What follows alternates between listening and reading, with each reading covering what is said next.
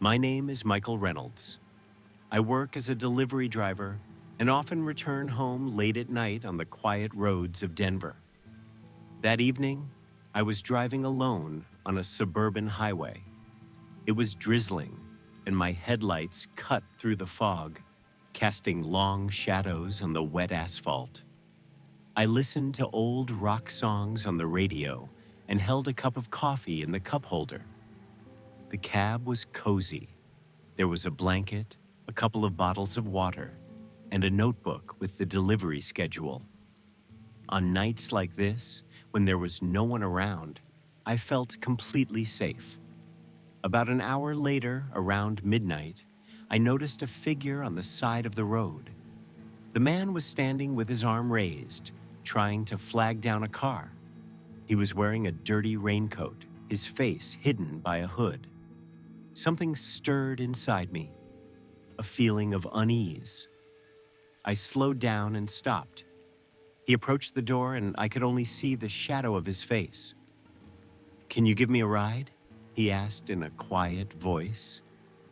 It seemed like a normal request, but something about his behavior made my heart beat faster. I agreed to give him a ride a couple of blocks. It was close to my house. He sat in the back without saying a word.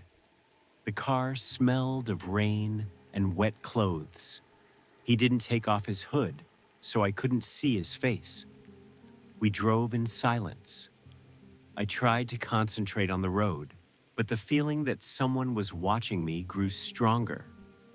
In the mirror, I saw his eyes, cold and emotionless.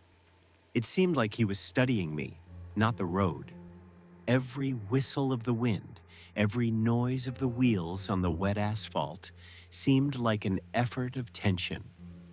I felt like a normal evening had turned into a trap. There was still hot coffee in the cup holder in front of me, but my hands were shaking and I could barely hold the steering wheel. As we drove past empty houses, I noticed that he had started humming something quietly, a strange, almost whispered melody. It was slow and rhythmic, which only added to the horror. I pulled up to the turn to my house, and at that moment, he suddenly leaned forward and put his hand on my shoulder. "Here?" he asked quietly, almost in a whisper. I froze. His hand was ice cold, and I felt a panic-stricken chill. I nodded, and he got out without saying another word.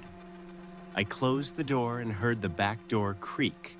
He hadn't gone any further than I could see. When I got out to check the car, I noticed scratches on the side window.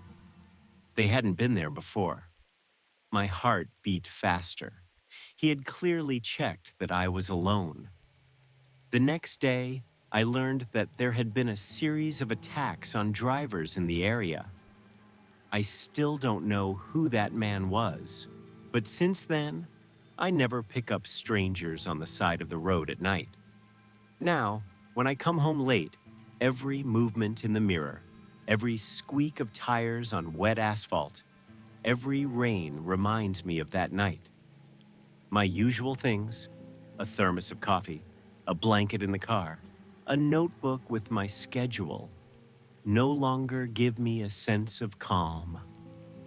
I understand that such people can be nearby at any moment, and sometimes ordinary kindness can cost you your life.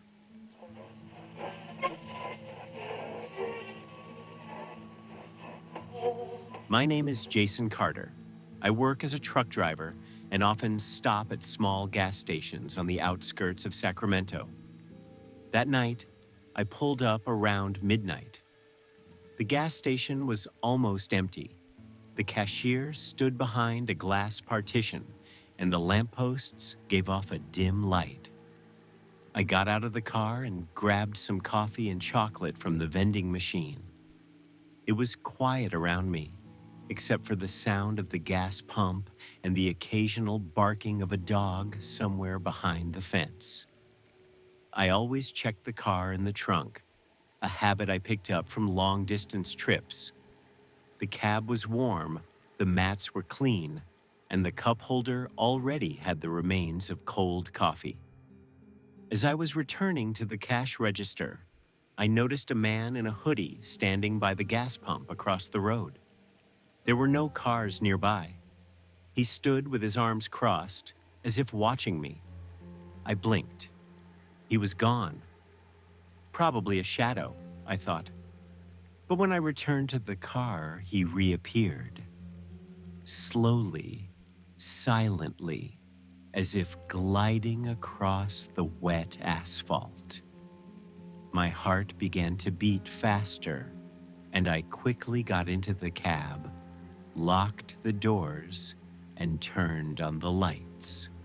I sat in the car, trying to calm down. The man stood on the side of the road, looking in my direction and waving his hand as if calling me over. I turned on my headlights and looked around. The road was empty, no cars, no people. Deciding that someone was just playing with me, I got out to check the gas. He slowly approached without saying a word. His hood was down, and I couldn't see his face again. The air smelled of gasoline and dampness. I went back to the cashier and asked him to call the police. But he just shrugged. It's a quiet night. Everything is calm. But inside me, a sense of danger was growing. Even breathing seemed too loud in the empty night. When I returned to the car, I noticed scratches on the door. They definitely weren't there when I pulled up. I felt that this was no longer just a strange man, but someone who was watching me. I decided to leave quickly, but as soon as I started the car, a man ran out onto the road and raised his hand. I swerved sharply and almost hit the curb. He disappeared into the darkness behind the distant streetlights. I drove faster, checking my mirrors, but no one was visible. My heart was beating so fast that it felt like the steering wheel was about to slip out of my hands. Every sign, every bush on the side of the road caused me to panic. 10 minutes later, I noticed a car parked around the bend. The same man was sitting in it, his face hidden in shadow. He was just watching. I gripped the steering wheel and continued on my way without stopping for a second. When I arrived home in the city center, my hands were shaking so much that I could barely open the garage door. I checked the locks, the windows, and even left the lights on for the night. Since then, I never stop at empty gas stations at night. Every sound on the road, every shadow on the side of the road reminds me of that night and the cold stare of the man in the hoodie. Now, even the light from the street lamps reflecting off the wet asphalt makes me shiver, and the old coffee cup in the car seems like the last peaceful thing in the world. Thank you for watching this video to the end. If you liked these stories, don't forget to subscribe to the channel and like it. This way, you will support the creation of new, realistic, and interesting stories. See you in the next videos, and be careful.